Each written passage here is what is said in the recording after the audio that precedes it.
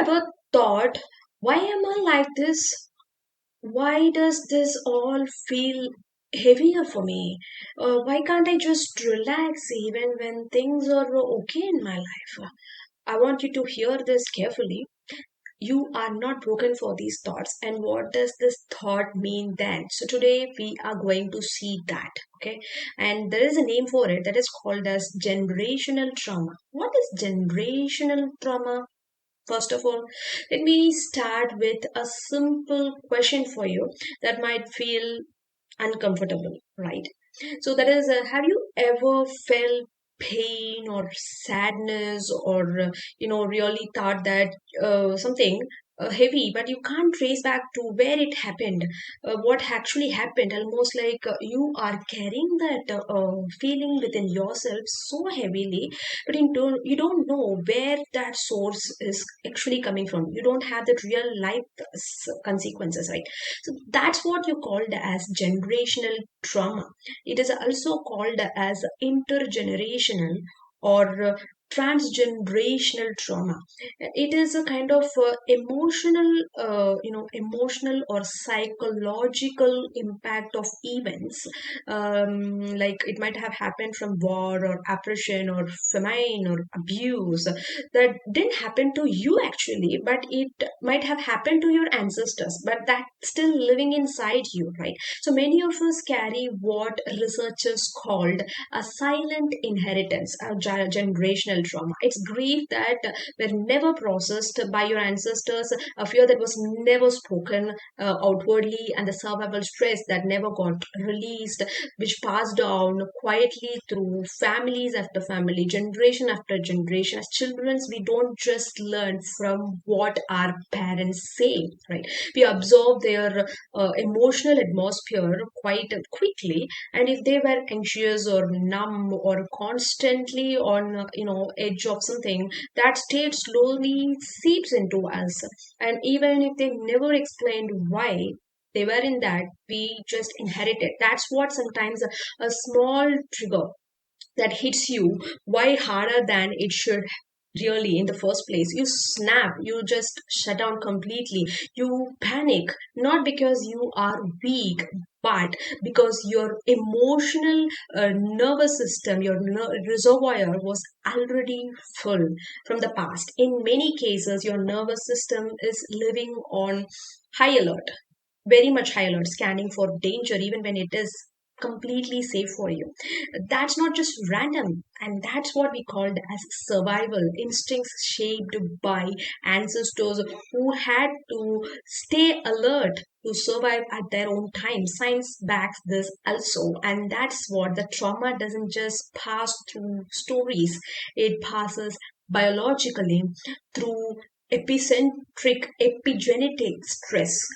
What we called as stress can leave chemical tags on genes that change how they actually function. And culturally, trauma is passed through uh, parenting styles, attachment patterns, and the family dynamics, which might differ, right? In yoga psychology, this inherited pattern is called as samskaras, which means deeply imprinted mental shapes that how we feel real life about, which is you will never repeat certain cycles, yet you find yourself doing exactly the same thing again and again.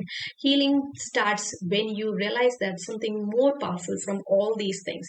Not everything is carrying is yours to own. Okay. And once you recognize that, you can finally break the cycle. The trauma, the generational curse will end with you. And the role reversal in parenting, which is what a stepping stone for all this trauma beginning. So let me ask you some more thing before you answer. Just think, as a child, did you ever feel responsible for your parents' emotions? Like if they were really upset, or if somehow you feel that that's because of you, they are upset. You need to do something to make them happy. So did you feel like you need to stay strong, you need to be quiet, or just be mature enough so that just to keep the house from falling apart where the emotionally tensed it's already. So that sounds so familiar what we are talking now. There is a name for it, and that's also one form of generational trauma called as role reversal. This is why the natural family dynamics completely flips. Instead of parent being, you know, a safe place for a child, the child becomes the emotional anchor in that family itself. In many traumatized families, parents are struggling. They don't even know how to live their own life. Maybe they are having some unresolved traumas, addictions, or depressions, or instability, financial instability they might be having. And without realizing it, they lean on to the child emotionally, sometimes even more practically too, without realizing those that they are carrying that. Sometimes even psychologically too. You might recognize that in more subtle ways if you observe it clearly. Maybe your parent acted helpless in your childhood days, so you learn to take the charges so early on, like mature adult. Maybe guilt trip was used. After all, I have done this for you, so you can't you even do this for me, something like that. So maybe you were treated like never treated like a child, but more like a partner to your parents, so to like a confidant or a therapist, which is strictly no, maybe responsible for protecting your parent, you which covering up their own mistakes, you are used as a guilt trip. So these are all not good for your emotional well-being, right? So children don't take on their roles by themselves because they want control. They haven't done this so automatically. They do this because they want connection from their parents, and children will sacrifice their own needs just to stay attached to their parents. But the task is completely impossible, right? Because a child can never fix a parent, which is an adult, and child is just a child. So what happens? The child just grows up with a quiet sense of failure always, a deep unspoken shame, and often anxiety, depression might get developed, or that child might be desperate to please everyone that they meet, so they become a people pleaser. If you were an adult at your 7 or at age 10 or at age 12, your childhood days was taken away to pay a debt you never owned by yourself. So recognizing this isn't about blaming your parents, because they also have their own generational trauma. It's about finally putting the weight down to what you carried forward for years. So you were never meant to carry on your own. Right.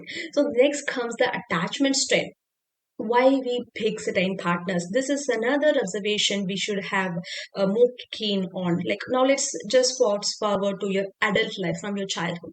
Okay, so take a moment and look at your relationships, your failed relationships, or your current ongoing relationships, or stable one. Anything you just see it. Do you just notice a pattern that have formed already in your life? Maybe you're always drawn to the emotionally unavailable people, or the relationship feel intense, so chaotic, not only from the start, but somewhere in the middle, like intermittent reinforcement, passionate, and then suddenly one day there is a distance that is repeated in every relationship. Why?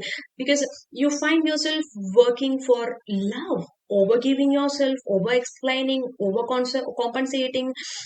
That's not just bad luck that you're facing that situation again and again. That's attachment. A generational trauma doesn't just disappear, it shows up in how we love, how we choose people in an adult relationship or partnership. So the history includes instability, abandonment, emotional neglect, or loss. Then the blueprint for safe love may have been permanently damaged for you long before you were born, just by your ancestors' laughter. This often shows up in two main ways. One is avoidant and anxious attachment. So anxious attachment style, if you see, where you are fearing abandonment, someone will abandon you, like you crave reassurance and feel like love could disappear at any instance from your life. And then the next one, that is opposite, avoidant attachment, which is where you feel closeness, you fear closeness, you feel overwhelmed for the intimacy shown by the partner, you feel unsafe, and you feel very safe while there is a distance. And here's where it gets really, really interesting. These patterns, if you see it, not only starts in childhood, but if you take the childhood, when a parent dealing with their own trauma, they have no time for their child, offer consist they are offering inconsistent emotional safety to the child, so the child learn to stay completely alone, completely alert, to read the moods, to adopt to the adults. That's what we called as samskara, as in yoga psychology, as we quoted before, right? And if you see samskara so closely, what feels familiar, mm, not what feels healthy. So it might be feel familiar, but that's not healthy to me. But I choose it again and again unconsciously. In choosing a partner, I have to rescue them. I have to fix them because of I can only do that by my love, offering my love. What love look like early on is completely and false. If you learn this one, here's the real question again. So you need to ask it where this pattern form again. It might not have started with you first of all. You could be replaying a story that's been passed down for generations, that have a hope that this time at least it might end differently, this time at least I will succeed in this relationship. So by realizing this, you will have the first crack, and that awareness crack will differentiate between your inherited survival and the safety, the real safety, which is where everything changes for you. Like, okay. And you also need to know that a stress can change the DNA.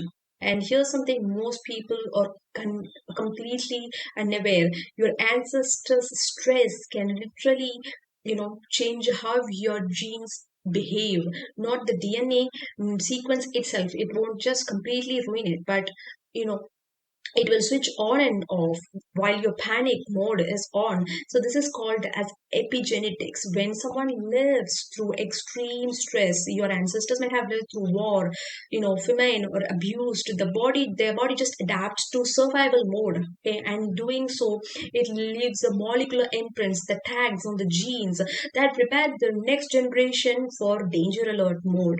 And that means that you might be reacting to life as if something terrible is going to happen to you tomorrow. So if you are happy today, but that might get robbed of you from you, like even when everything is fine, right? These genetic switches on and off often shows up, repeating its pattern over and over again. Anxiety that never fully turns off, and bigger than the situation, or silence where emotions were never allowed to be spoken or to be expressed, because silence is safety. That's what it's taught to you. Some of this is biological and some of this is learned behavior. For example, altered cortisol levels, if you're in altered mode, changes your brain's emotional faster cellular aging too. In that sense, some of it is learned, and children watches how the adult cope up with the unavoidable situations. If pain was avoided, it numbed or punished, those behaviors become normal to them. They will adopt it, right? That is what a role reversal comes in again. Scarcity thinking, emotional suppression, and the important part of this all is these changes are not permanent. This epigenetic pattern can be reversed through therapy alone. Biology adapted to protect you even long back than you could imagine. So, learning this will make you safe again. Okay. And then there is a thing called Dutch hung winter case. And if you see it from the real world example case, it is a good example for a generational trauma case. And you go to winter of 1944 during World War II.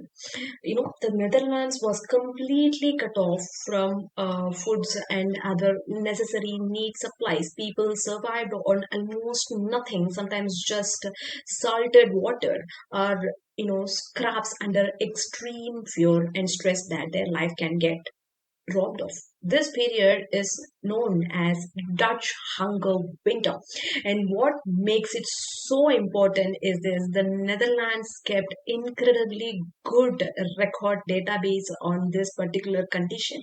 Researchers later discovered that children and the grandchildren of those who lived through The famine at that particular winter had much higher rates of diabetes, heart diseases, and even they faced schizophrenia, where even when if they are conceived after the famine entered, that's not that had not happened so good. And that means that the trauma changed biology, not just physicality, before the next generation was even born in this world. So here's something you need to think about it. Okay, so did your grandparents ever talk obsessively about food, or obsessively about save something, or obsessively about we need to survive at all cost, because they might have grown up in fear around money or stability, or where things might get them through the life. History doesn't just live in textbooks, it just lives in our own bodies too. What your body remembers. Let me ask you another question, which is going to be very direct. Do you experience pain or tightness or exhaustion or discomfort that doctors can't fully explain? Here's the truth: the body remembers what the mind forgets long back. Generational trauma isn't just psychological or physical. Unresolved stress from previous generation can become stored in the body as what researchers called as somatic memory. That's why trauma often shows up as chronic back pain or neck pain, also headaches or migraines, gut issues or insomnia or constant fatigue. When your ancestors lived in fear or deprivation, their body adapted to survival mode. Those adaptation altered stress systems that you inherited from them. So sometimes you are not just tired, okay, you are just carrying the generation of unprocessed exhaustions into your body. Trauma lives in a body. Talking about it alone isn't always enough. Healing often requires movements such as yoga, stretching, walking, breath work, or helps the body release what it is holding, what it's been holding for long back. Your body isn't broken. It's telling a story that started long before you have born in this world. And when what is about your hypervigilance, living on high alert state, even when life feels so calm, do you feel like something bad is about to happen to you, that this happiness will be taken away from you? So that the inability to fully relax is what we called as hypervigilance. It's an internal alarm state which never turns off. You might notice that you startle easily, you are always scanning people's mood, you struggle to feel safe or rest, you're exhausted but can't truly relax. This isn't a personality flaw. If your ancestors lived through war, violence, or instability, their nervous system had to stay alert to survive, to live. That state through stress hormones like cortisols get passed down to you. So your body prepares to danger like you have never experienced before. The good news is, once you recognize this as you inherited this survival strategy from the outsource, it's not a defect. You can begin teaching your nervous system how to finally take a rest. Pay attention to where this shows up the most, in the relationship or at your work. Awareness is the first step towards safety, and safety is where your healing will obviously begin. And this yoga sanskara will also help. And what is this yoga sanskara teaching? Have you ever caught yourself reacting in a way that you don't like? Obviously, why do I always do this, or said something out loud? In first case, you should have kept your mouth shut, or suddenly realized that I sounded exactly like my parent would have behaved in this. That's samskara. Okay? Samskara, it's a deep mental impressionment that you have, that groups carved into your mind over time and time again. The more a behavior is repeated in a family, like silence or anxiety or perfectionism, deeper that groove becomes for the next generation by the learnable behavior, as if the children absorbed the parents' unprocessed emotions like sponges. And without realizing this, those impressions, what it will do, like it will affect your nervous system. And that's why this samskara, it's an offering tool, an awareness tool with other yogas. You need to introspect, look inwardly and ask, is this truly what mine, how would I would become? And there is a viveka and discernment, which is choose consciously whether behavior serves your present life or belongs to past. And the third is the past, that is called as discipline, respond differently this time, even once, even when the old patterns pulled hard. Healing doesn't just mean erasing your past completely, it means that observe it without letting it control you fully. And here's something you can try the next time an old reaction rises. What you do, just pass. Notice your breathe, swallow, slow it down. And that conscious breathing, that is you stepping out of your generational trauma. That is where your change is gonna begin. And there is also 3 R's: recognize, resilience, and restore. If all of this feels overwhelming, there is gonna be simple framework that helps bring it all together. Instead of asking what's wrong with me, you ask what's happened before me. Persistent anxiety, hypervigilance, scarcity thinking, these are all clues for you, echoes of survival, not personal failure. Second, resilience. Resilience isn't just about, I'll be strong. No, it's about connection. Your nervous system heals in safer relationship, not in toxic ones, like friends, therapists, communities. We need people to reteach our bodies what safety actually feels like. And third is what restore. Trauma doesn't just live in the mind alone, it lives in the body. And restorations, breath work, movements, nourishments, rest, not just scrolling rest, not just nervous system rest. It's like ask yourself which of these feels hardest thing right now, and why. Sometimes we say stuck because survival mode feels more safer than the truth and the reality. Sometimes sadness feels like inherited. Name that block, it's just already a forward step for you. Breaking the scarcity mindset is the final block. Did your family always fear running out of money, food, stability, even when things are okay? Did you grow up watching um, hoarding or over saving or constant worry about the future? That's not just anxiety alone, that's inherited survival. A scarcity mindset forms when past generation lived through all the displacements or instabilities. They weren't in the a safe place to process their emotions. They were forced to stay alive and survive. That stress response gets passed down so easily. You might see it as hoarding, chronic insecurity or financial panic. The unspoken rule is we don't talk about it. And here's the science. Even events like the Dutch hunger winter show that extreme stress can change your genes, making future generation more vulnerable to illnesses and anxiety. Not even touch the things. Preparing for the crisis, which is obviously already ended long back. Healing starts through discernment for all these things. What fear rises? Questions like, is this a real danger or inherited memory that my body is reacting to? Breathe, ground yourself, teach your nervous system that you are in safe zone. This time it is different. You are allowed to live outside of that emergency mode. You are allowed to thrive calmly. Indigenous healing, what your soul wound is. Let me ask you something again quietly. Do you ever feel disconnected from your roots, from your culture, like something important was lost before you have never arrived on that spot? You can feel that loss, but you can't name it. And that feeling also has a name. And many indigenous communities call it as soul wound. It's the living psychological impact of colonization, forced assimilation, and cultural erasure that your ancestors faced. This wasn't just history. Children were separated from their family, languages were forbidden, identities were punished hardly, and when the culture is completely taken away from one of the species, like a fracture, that doesn't just disappear, it travels forward through genes and DNAs, and it shows up today. You see it in quiet ways, also in some loud ways: substance abusers, depressions,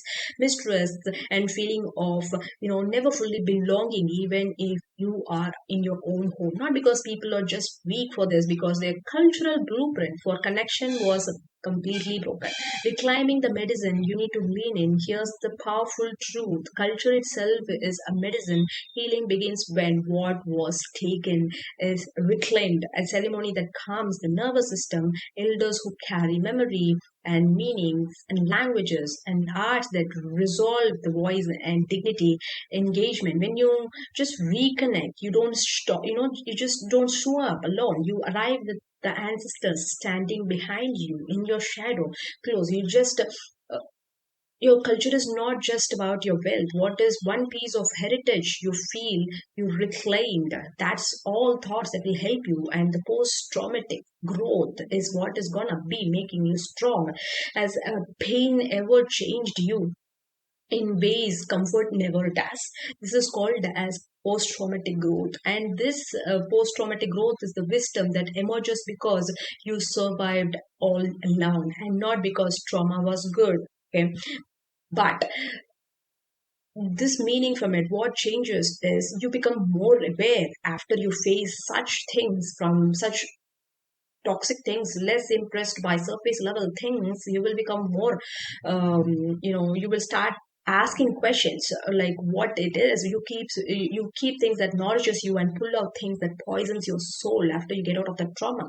That's the one crucial thing about trauma. You should start passing forward to your next generation so that you feel emotional safety. And if you turned that pain into clear perspective of what it taught me, you are not going to be damaged at the end of the day. You are completely transformed new human being which stopped the generational trauma. And the radical rest as resistance. You should be very honest. Do you feel guilty when you take a rest instead of overworking? For many families, rest was never safe. When survival was a priority, stillness was never allowed. Stillness felt so dangerous. So the body learned that if I stop something from happening, like bad will, if I stop working, something bad will happen. That's an inherited thought, right? Why rest is not treated as laziness? It's not rebellion.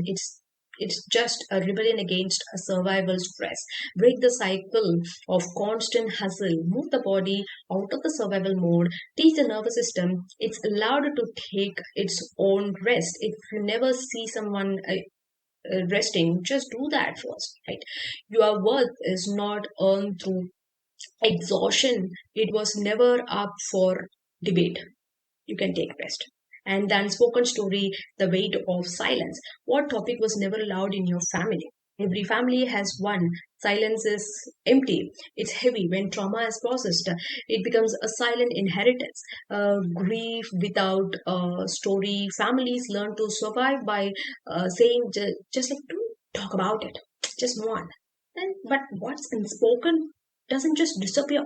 It settles in the body, but how it shapes you. You might feel like a deep sadness if you do not speak that. With with no clear source, a muted voice, a constant sense of danger that's gonna something gonna happen. But with a smiling photo, your silence will not protect you at that particular time. One person speaking can shift the whole generation. Remember that. What truly are you ready to acknowledge from your generational trauma? And the last mantra, if you could speak your younger self, could speak to your younger self now, what would you that be? Like, would you say that it wasn't your fault, that just happened, or science now that confirms that your anxiety, your reactions, and your patterns don't appear randomly to you? Adaptations are not personal failures. Behavior is learned in response to environments. Many children carried emotional responsibility that was never theirs in the first place. And when they couldn't pick the situation, they internalized the shame. And the shame didn't just start with you.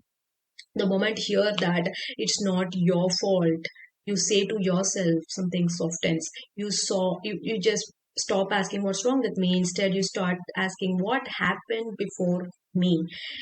You are not broken, you adapted this. What would have changed your generational trauma in the first place?